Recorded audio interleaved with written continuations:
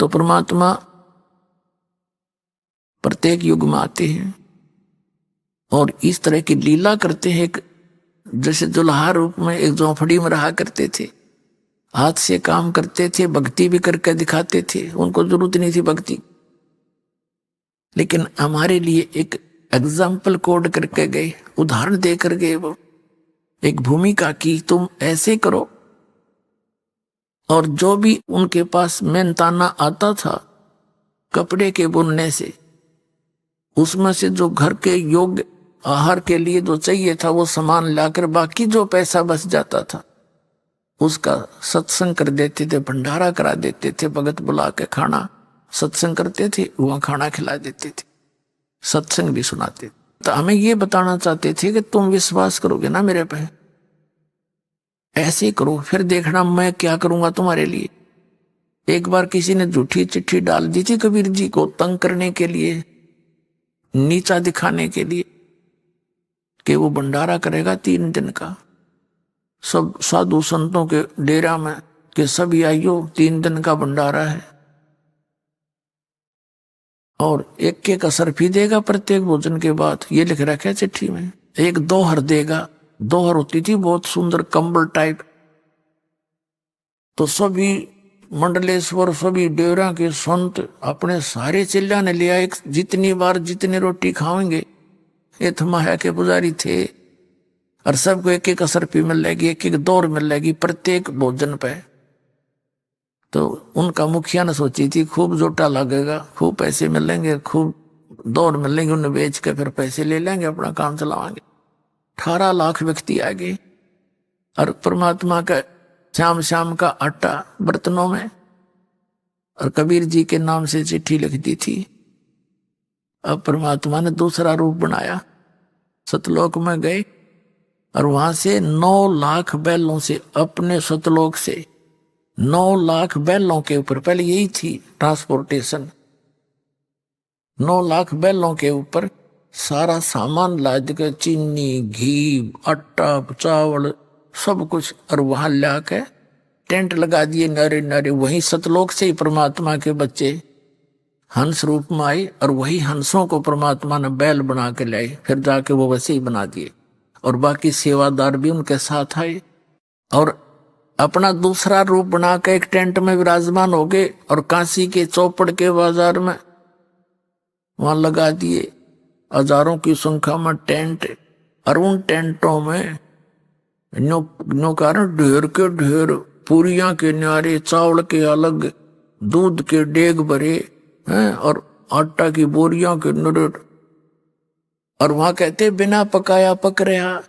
अब आते ही 18 लाख आदमी का खाना खिलाना, हाथ पांव फूल जा पूरे प्रधानमंत्री के 18 लाख आदमियों को जो एक बार रोटी देनी पड़ जाता है। एक टेंट में आप बैठ के, कहा मेरा केसो नाम है, बंजारा, बंजारा होते हैं बिजनेसमैन, पहले वो वणिज करते थे, बंजारे होते थे, बैलों के ऊपर सामान लेकर इधर से उधर, एक मंडी से दूसरी मंडी में बैलों पर सामान लाद कर ले जाते थे, वहां से बेच कर दूसरा सामान लाते थे, जैसे आजकल ट्रक हो गए। इससे पहले बैलगाड़ियां होती थी, पहले उससे पहले बैलों के ऊपर ये ट्रांसपोर्टेशन होती थी, ट्रांसपोर्ट का काम है, उनको बंजारे कहा करते थे। तो 3 दिन तक 18 लाख व्यक्तियों को 3 दिन और रात, दिन रात भंडारा चला, खुला भंडारा, गैब का बिन चिट्ठी बिन नाम। तो 3 दिन तक प्रत्येक खाने के बाद जो खाना खा के उठे वहां पहुंच जा लाइन में, एक असरफी और एक दोहर उसको भगत सेवादार प्रदान कर रहे हैं, मालिक बैठे हैं टेंट में, सब उनका तो बस वो माया पुजारी थे, उन्हें तो माया चाहिए थी, एक 3 बार खावा था दिन में रोटी। 18 लाख आदमियों को 3 दिन तक छका दिया कति, और फिर भी बचा रह गया सामान।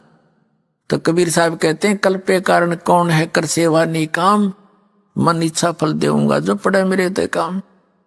अब वो ये बताया है कि जैसे मैं एज ए कबीर भक्त एक रोल कर रहे थे, यदि तुम ऐसे चलोगे और तुम पर कोई फिर ऐसी आपदा आवेगी तो वो आपदा गौड़ सतरते ही दूर हो सके थी, जीव के बस की नहीं थी। तो परमात्मा कहते हैं जब धनी ते काम पड़ेगा, तेरा कोई आपत्ति आवेगी, फिर देखना मेरे हाथ बहुत चक्का कर दूंगा सारे संसार को।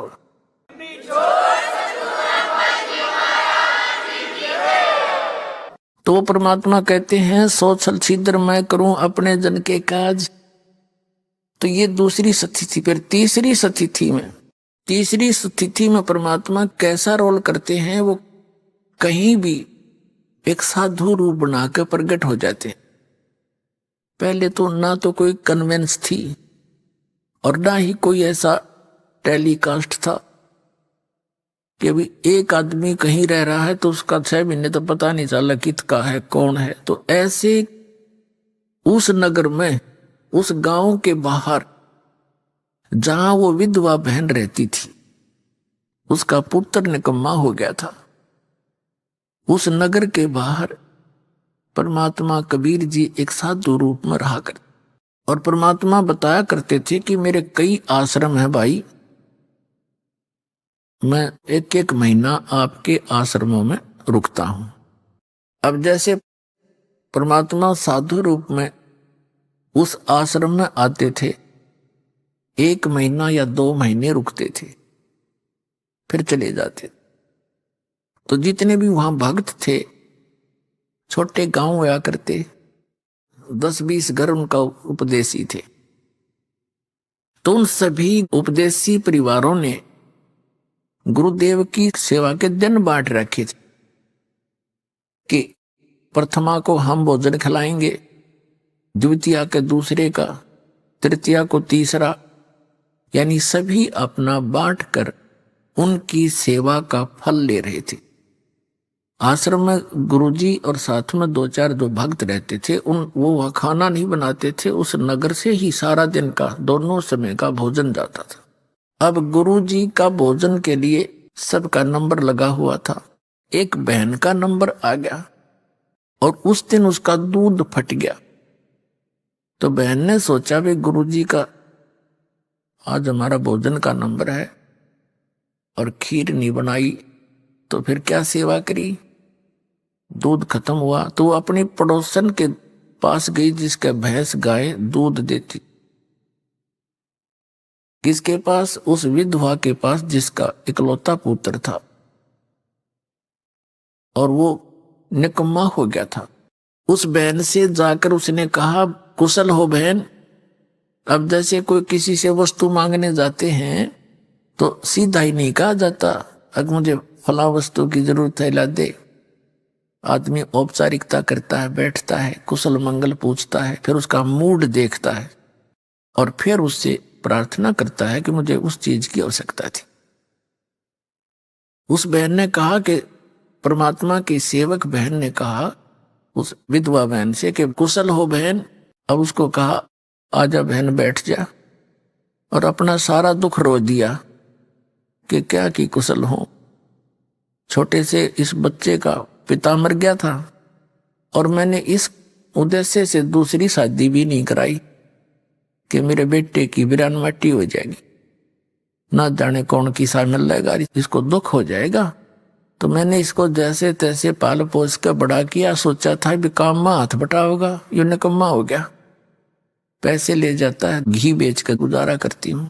दूध नहीं बेचते थे पहले, और पैसे नहीं छोड़ता एक भी, सारे पैसे ले जाता, शराब पीवे। ऐसे कहकर वो फूट फूट कर रोने लगी। 50 वर्ष की उम्र हो गई थी।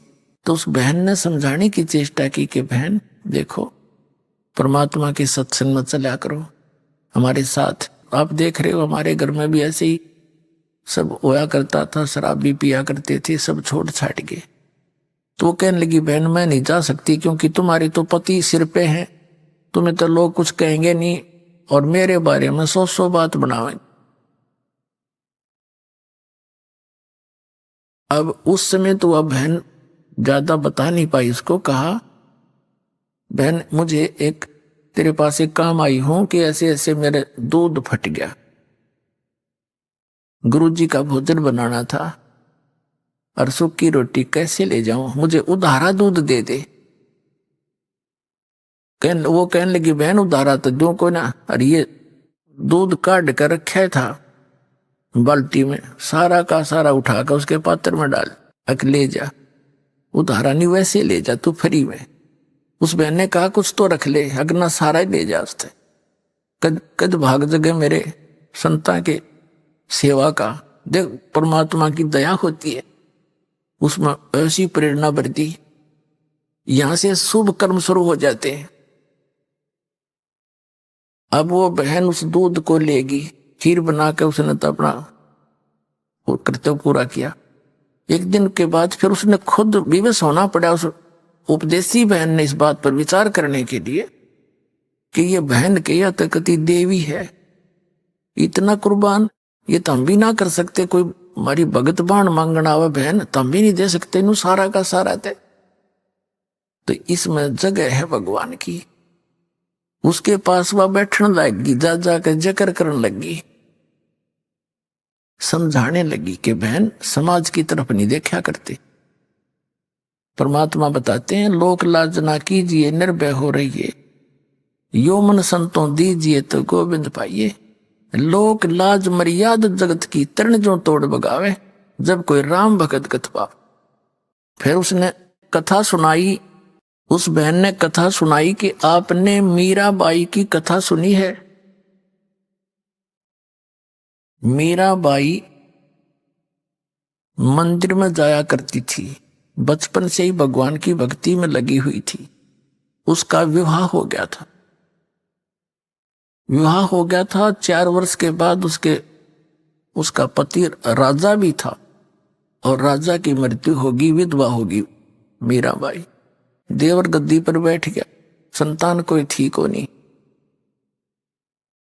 तो उसके देवर ने मंदिर में जाने के लिए उसको मना कर दिया कि पहले तो मेरा भाई जीव था और लोगों का मुंह बंद था, और ठाकुरों की लड़की, पहले ठाकुर घर में जन्म था इस मीराबाई का, और ठाकुरों की बेटियां और पत्नियां औरतें घर से बाहर नहीं निकलती थी, पर्दों में रहा करती थी। लेकिन मीराबाई मंदिर में अवश्य जाती थी। उसका पति बहुत नेक आदमी था, उसने विरोध करा नहीं उसका कि कोई बात ना, तेरी आत्मा मानती है तू जाया कर। 1-2 नौकरानी को साथ भेज देता था। तो फिर उसके देवर ने उस पर प्रतिबंध लगा दिया कि तू बाहर नहीं जावेगी, तेरे ऊपर पता नहीं कौन कौन के लांछन लावेगा, उंगली उठावेगी दुनिया, ये बेइज्जती में सहन नहीं कर सकता, हमारी इज्जत का नाश हो जाएगा, और तू अपने घर पे बैठ कर भक्ति कर ले। मीराबाई कहने लगी देखो मैं मंदिर में अवश्य जाऊंगी, आप कुछ भी कहो या ना मानो। वो मंदिर में जाने लगे। हम ऐसे ही अनजान हैं, इस नकली परंपरा के आधार पर हम अपनी बहन बेटियों के साथ इतना जुल्म ढा देते हैं।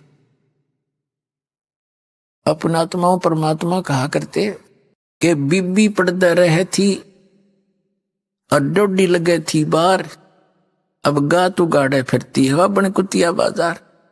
नक पे सर नक पे बनी पैरे थी हार हमेल, और सुंदरी से कुतिया बनी सुर साहिब के खेल। कहते हैं वो पर्दे की सुंदरी सुनो संदेशा मोर, और गा तू गाड़े फिरती है वे फिर करें सरायों शोर। पहले अच्छे पैसे वाले या उच्च श्रेणी के जो लोग माने जाते हैं, वो अपनी बहन बेटियों को घर से बाहर नहीं जाने देते थे। हमारी इज्जत का नाश हो जाएगा, हमारी बेइज्जती हो जाएगी, और सत्संग में तो जाने नहीं दिया करते। तो वहां जाए बिना इस जीव को अपने उद्देश्य का पता नहीं लगता। तो सत्संग में ना जाने के कारण वो बहनें, वो बीबी, वो औरतें जो पर्दों में रहा करती थी और सामने उनके डोडी लगाई जाती थी, कोई गैर व्यक्ति अंदर ना चला जाए। कबीर साहब कहते हैं कबीर हरि के नाम बिना या नार कुतिया हो, और गली गली भौकत फिरे फिर टूक न डाले कोई। इसी प्रकार कहते हैं बीबी पर्दे रहे थी और डोडी लगे थी बार, इबगा तो गाड़े फिरती है वो बड़ी कुतिया बाजार। वो पर्दे में रहने वाली सुंदरी भगवान की भक्ति बिना कहते हैं आज नी वस्त्र कुतिया बनकर फिरे, वह इज्जत आज गलियां घूम रही है। और कहते हैं नक बेसर नक पे बनी है पैरें थी हार हमेल, और सुंदरी से कुतिया बनी देख परमेश्वर के खेल। फिर कहते हैं वो पर्दे की सुंदरी और सुनो संदेशा मोर, वो गात उगाड़े नंगे गात फिरती है फिर करे सरायों सर। वो राजा की रानियां बड़े घरों की बहु बेटियां काजू किस्मत डालकर हलवा खीर बनाया करती थी, खाती थी और झूठे छोड़ देती थी। बांदियां नौकरानियां खाती थी। उनके पूर्व जन्म के संस्कार अच्छे थे। बैटरी चार्ज थी, आगे चार्जर मिला नहीं, वह बैटरी डिस्चार्ज हुई खत्म होगी। जीवन मनुष्य का नाश हो गया भक्ति बिना। अगले जन्म में वही राजा की औरतें, उच्च घरानों की औरतें कुतिया बनकर नी वस्त्र घूम रही हैं, काजू किस्मस के खीर हलवे खाती थी।